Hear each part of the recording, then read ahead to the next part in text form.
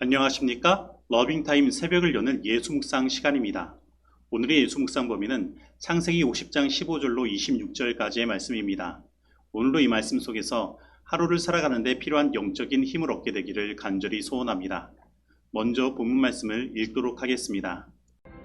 요셉의 형제들이 그들의 아버지가 죽었음을 보고 말하되, 요셉이 혹시 우리를 미워하여 우리가 그에게 행한 모든 악을 다 갚지나 아니할까?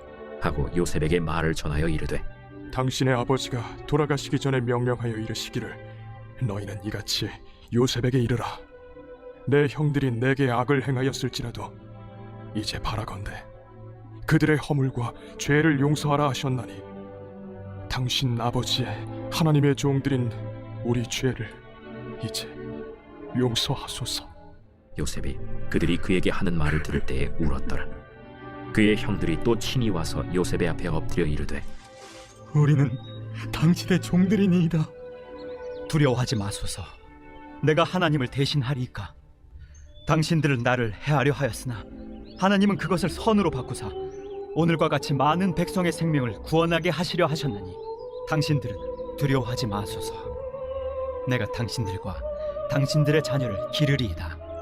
하고 그들을 간곡한 말로 위로하였더라. 요셉이 그의 아버지의 가족과 함께 애굽에 거주하여 110세를 살며 에브라임의 자손 3대를 보았으며 므낫세의 아들 마길의 아들들도 요셉의 스라에서 양육되었더라.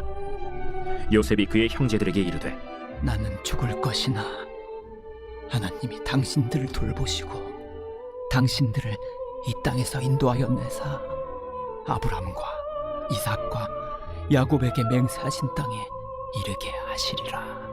요셉이 또 이스라엘 자손에게 맹세시켜 이르기를, 하나님이 반드시 당신들을 돌보시리니 당신들은 여기서 내 해골을 메고 올라가겠다 하라. 요셉이 110세에 죽음에 그들이 그의 몸에 향재료를 넣고 애굽에서 입건하였더라. 말씀 줄거리입니다. 야곱이 죽자 형들은 요셉이 자신들의 악을 갚을까봐 두려워 그에게 용서해달라고 합니다. 이에 요셉은 하나님의 섭리를 말하면서 그들을 위로합니다. 그리고 시간이 지나 요셉은 하나님이 그들을 돌보시고 약속의 땅으로 인도하실 것을 말하며 그때 자신의 뼈를 메고 올라갈 것을 명한 후에 죽습니다. 요셉의 형제들은 그 아비 야곱이 죽었음을 보고 요셉이 혹시 자신들을 미워하여 자기들이 행한 악을 갚지 아니할까 하여 두려워합니다. 특별히 여기에 쓰인 미워하여라는 것의 히브리어 사탐은 에서가 자기의 축복을 가로챈 것에 대하여 야곱을 묘했을 때에 사용된 단어와 같은 단어입니다. 그리고 그때 에서는 아버지가 죽으면 동생을 죽이겠다고 다짐을 했습니다. 즉 형제를 미워함이 살인에 이르게 될 수 있음을 보여주는 한 예가 이 미워하여라는 단어 속에 들어있는 것입니다. 그래서 야곱은 그 형을 피하여 멀리 도망가야 했습니다. 그리고 요셉을 두려워하는 형제들은 지금 그러한 불안감에 빠지게 된 것입니다. 그래서 요셉의 형제들은 요셉 앞에 나아가 스스로 행한 악을 고백하며 자책하는 것입니다. 그리고 그들의 아버지 야곱이 유언으로 형들의 허물과 죄를 용서하라고 명령하셨다고 말합니다. 그리고 요셉 앞에 우리는 당신의 종들이라고 자신들을 낮추는 것입니다. 그런데 요셉은 이러한 형제들을 바라보고 눈물을 흘립니다. 그런데 이 요셉이 흘린 눈물은 단순히 조금 눈물을 흘리는 정도가 아닙니다. 그 아버지가 돌아가셨을 때 70일을 곡하였다고 말할 때에도 같은 단어를 사용하고 있는 것입니다. 그렇다면 무엇이 요셉을 그렇게 울도록 만들었습니까? 사실 성경에서 울었다는 단어를 찾았을 때 요셉만큼 많이 울은 사람은 없을 것입니다. 그런데 그 요셉의 울음의 중심에는 모두 그의 형제들이 있는 것입니다. 그리고 이 울음의 과정에는 그 형제들이 요셉에게 향한 그 악이 그 고통의 원인으로 자리 잡고 있는 것입니다. 그러나 요셉의 울음에는 항상 어떤 악의와 억울함이 섞여 있지 않았습니다. 요셉은 이미 이 모든 것이 하나님께서 그들을 구원하시기 위하여 준비하신 것임을 깨닫고 그들을 향한 자비의 눈물을 흘린 것입니다. 그리고 오늘 본문의 요셉의 눈물도 그러한 자비의 눈물인 것입니다. 바로 요셉은 자신의 진심 어린 용서를 깨닫지 못하고 여전히 두려움 가운데 살아가는 그 형제들을 향하여 안타까움의 눈물을 흘리는 것입니다. 그런데 이 요셉의 마음은 예수님의 마음을 대변합니다. 우리 예수님도 우리를 용서하기 위하여 십자가에 달리시고 이 모든 고통을 당하셨는데 여전히 그 용서하심을 깨닫지 못하고 죄 가운데서 두려움을 가지고 살아가는 우리를 향하여 자비의 눈물을 흘리시는 것입니다. 그러므로 우리들은 우리들을 향한 이 예수님의 진심을 알아야 합니다. 그리고 우리의 마음 가운데 있는 죄로 인하여 생겨난 모든 두려움에서 벗어나야 하는 것입니다. 요셉은 이러한 형제들을 향하여 이렇게 말했습니다.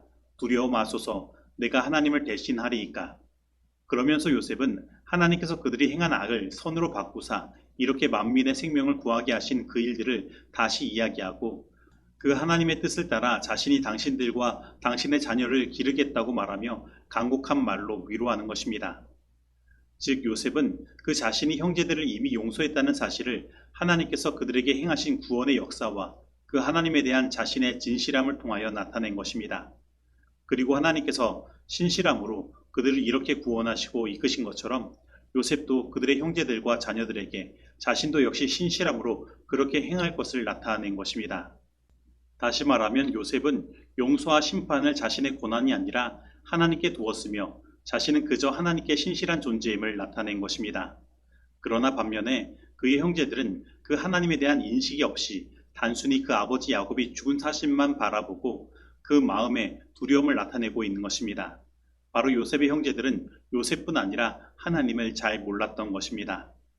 그러므로 우리들은 요셉과 같이 하나님을 인식하고 그 하나님의 마음을 아는 존재가 되어야 합니다. 우리에 대한 하나님의 자비의 마음이 어떠함을 알아야 하며 우리에 대한 하나님의 그 신실하심을 알아야 하는 것입니다.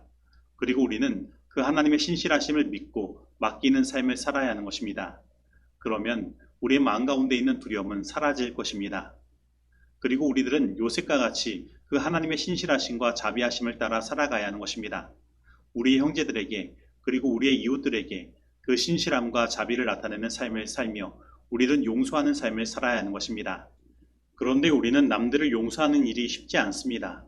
그러나 요셉이 하나님께 다스림을 받으며 그 모든 것을 하나님께 맡기며 따라가는 삶을 살았을 때 그가 그 형제들을 용서할 수 있었던 것처럼 우리가 하나님께 모든 것을 맡기며 하나님의 다스림을 받는다면 우리도 용서할 수 있는 것입니다. 창세기는 그 죄의 시작을 알리는 순간부터 형제를 미워하여 살인하는 이야기를 나타내고 있습니다. 그러나 이 창세기를 마무리하는 이 마지막 50장은 그 형제들을 용서하고 오히려 그 형제들을 돌보는 요셉의 신실함을 나타내며 하나님의 그 구원하심이 우리들에게 무엇을 요구하고 있는지를 나타내고 있는 것입니다. 그리고 마지막 요셉의 유언은 그 형제들에게 그의 해골을 메고 가나안 땅으로 올라가겠다는 다짐을 받으며 그에 대한 그 형제들의 신실함을 요구하고 있는 것입니다. 그리고 그 신실함은 하나님께서 아브라함과 이삭과 야곱에게 맹세하신 그 땅으로 요셉을 인도하게 될 것입니다. 즉 이 창세기는 죄 지은 우리 인간에 대한 하나님의 신실하심과 자비하심을 통하여 하나님의 다스림의 역사를 나타내고 있는 것입니다. 그리고 그 하나님의 신실하심과 자비하심을 믿고 자신의 삶을 하나님의 다스림의 역사에 맡기며 살아가는 믿음의 조상들의 신실함의 역사가 나타나는 것입니다. 그리고 그 결과는 무너졌던 인간 사이의 신실함의 회복이 있으며 용서가 있는 것입니다. 그리고 그 가운데 진심 어린 위로와 구원이 경험되는 것입니다. 그리고 하나님께서 약속하신 땅에 대한 분명한 소원이 나타나는 것입니다. 그러므로 오늘 우리는 이 창세기를 마무리하면서 우리에 대한 하나님의 신실하심과 자비하심과 그 진심을 믿어야 하는 것입니다. 그리고 그 하나님의 다스림에 나의 삶을 맡겨야 하는 것입니다. 그리고 우리는 서로에 대하여도 신실함과 자비함을 나타내며 서로 용서하며 하나가 되는 경험을 해야 하는 것입니다. 그리고 우리는 저 영원한 하늘 가나안을 소망하며 참된 위로와 구원을 경험해야 하는 것입니다. 오늘 진정으로 이러한 경험이 우리 모두의 경험 가운데 실현되기를 간절히 소원합니다. 우리가 주의 신실하심을 고백하는 것은 그리스도를 이 세상에 나타내기 위한 하나님의 택하신 방법이다. 우리는 옛날의 거룩한 성인들을 통하여 나타난 하나님의 은혜를 인정해야 한다. 그러나 가장 효과 있는 것은 우리 자신의 경험을 간증하는 것이다. 우리가 우리 속에서 성령의 능력이 역사하심을 나타낼 때 우리는 하나님의 증인이 된다. 각 사람은 모든 다른 사람과는 다른 생애를 하고 있다. 그리고 다른 사람들과 근본적으로 다른 경험을 가지고 있다.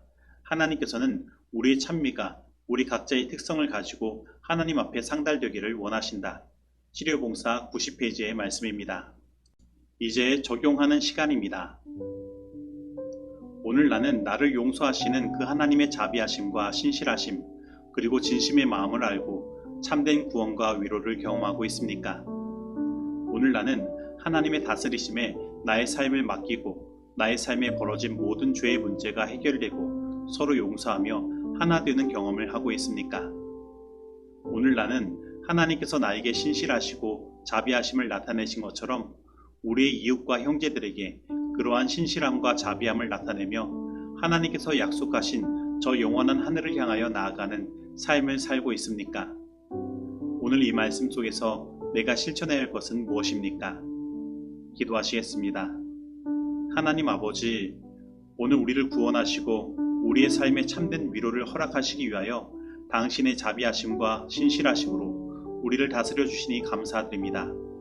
오늘 우리의 삶을 주님의 그 다스리심에 맡기오니 우리의 삶에 있는 모든 죄의 문제가 해결되고 우리의 마음 가운데 있는 모든 죄의 두려움이 사라지고 참된 평안이 경험될 수 있도록 인도하여 주옵소서. 그리고 오늘 우리가 서로 용서하며 하나 되게 하여 주옵시고 하나님께서 우리에게 그렇게 하신 것처럼 우리도 신실하며 자비함을 나타내는 삶을 살아가게 하여 주옵시고 저 영원한 하늘을 소망하며 그 하늘을 향해 나아가는 삶을 살아갈 수 있도록 인도하여 주옵소서. 예수님의 이름으로 기도드립니다. 아멘.